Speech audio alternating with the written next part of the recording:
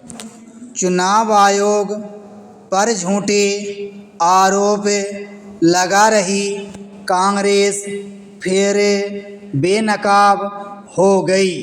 वह इसलिए बेनकाब हुई क्योंकि चुनाव आयोग ने तथ्यों के साथ यह सामने रखा कि विपक्षी नेताओं ने महाराष्ट्र में मतदाता सूची में मनमाने ढंग से नाम हटाने या जोड़ने का जो आरोप लगाया था वह आधारहीन है और उसकी वेबसाइट पर उपलब्ध विवरण इसकी पुष्टि करता है।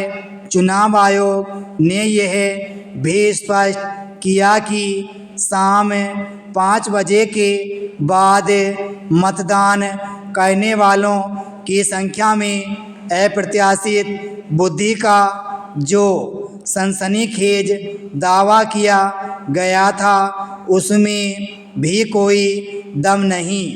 इस सिलसिले में उसने इस तथ्य की ओर ध्यान दिलाया कि मतदान प्रतिशत का विवरण वाला दस्तावेज प्रत्याशियों के अधिकृत एजेंटों के पास रहता है और उसमें फेरबदल की कहीं कोई गुंजाइश नहीं। इसलिए और भी नहीं क्योंकि मतदान केंद्र बंद होते ही मतदान प्रतिशत की जानकारी उम्मीदवारों को दे दी जाती है।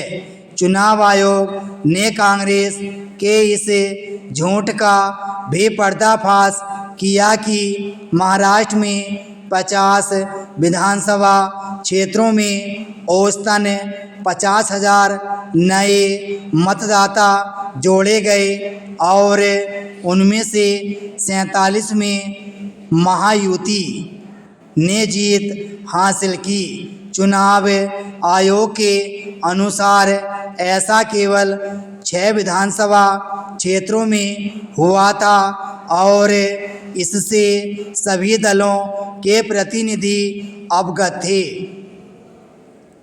चुनाव आयोग के स्पष्टीकरण से यह भी साफ हो गया कि कांग्रेस और उसके सहयोगी दलों का यह दावा भी मनगढ़ंत ही था कि महाराष्ट्र में हर विधानसभा क्षेत्र में बड़ी संख्या में मतदाताओं के नाम काट दिए गए। ऐसे फर्जी दावे यही बताते हैं कि कांग्रेस और अन्य विपक्षी दल चुनाव प्रक्रिया को लेकर बेबुनियाद दावे कर लोगों को गुमराह और चुनाव आयोग को बदनाम करने में माहिर हो गए हैं।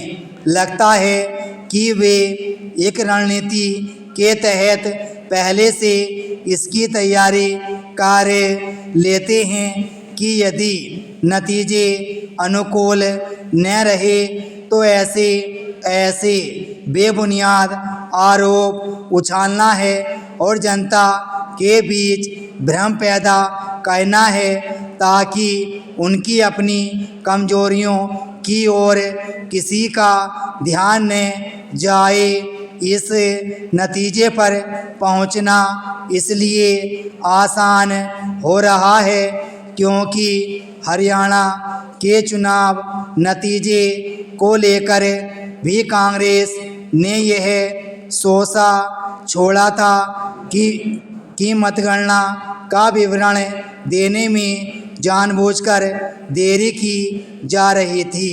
उसने ईवीएम की बैटरी को लेकर भी एक शिगुफा छेड़ा था। इसकी भी अनदेखी नहीं की जा सकती कि अपनी हार के मूल कारणों को छिपाने के लिए कांग्रेस ने ईवीएम के खिलाफ यात्रा निकालने की जो घोषणा की थी उसे अब भुला दिया गया है। विराम स्टॉप।